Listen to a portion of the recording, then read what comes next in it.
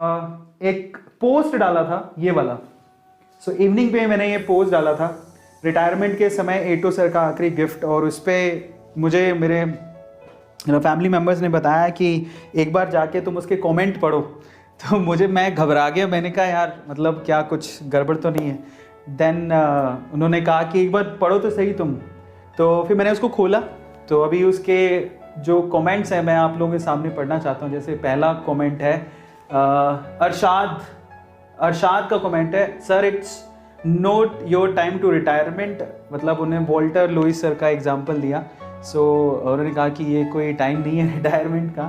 So sir is still teaching, don't leave us. मैं कहीं जा नहीं रहा हूँ बाय द वे। लेकिन कुछ एक कमेंट, जैसे कि ये वाला कमेंट है, explore Islamabad, I am a search scholar from Pakistan and from the time I am seeing Vedantu is now at this stage because of Arvind Arora.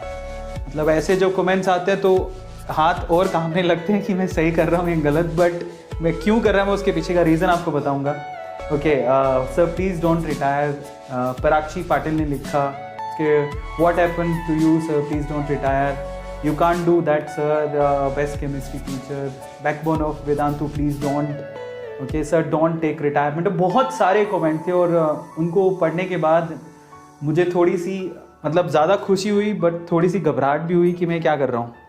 But कभी कभी कुछ पाने के लिए कुछ खोना पड़ता है, और अपनी कमिटमेंट को पूरा करने के बाद मैं एक ऐसे काम पर जा रहा हूँ जो शायद थोड़ा सेक्रीफाइस मुझसे मांग रही है, पर वो सेक्रीफाइस अगर मैं दूंगा तो शायद मुझे लगता है कि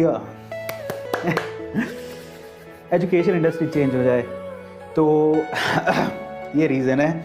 और जब मैं सोचता हूँ इसके बारे में तो मुझे अपने आप पे प्राउड फील होता है कि एक ऐसा आइडिया है जो मेरे दिमाग में आया है, और शायद वो इम्प्लीमेंट हो गया तो हम बहुत आगे पहुंच जाएंगे, बहुत आगे, और किसी बच्चे को कभी किसी के आगे हाथ नहीं फैलाना पड़ेगा।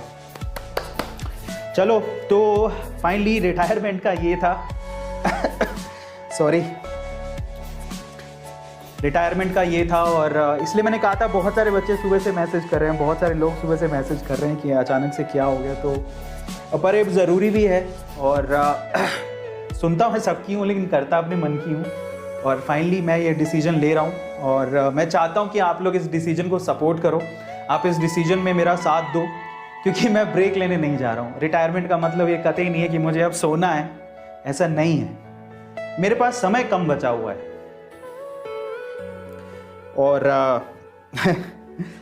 मेरे पास समय थोड़ा कम बचा हुआ है, इसलिए मुझे और करना बहुत कुछ है। तो समय का तो पता नहीं कब निकल जाए, ये भी नहीं पता।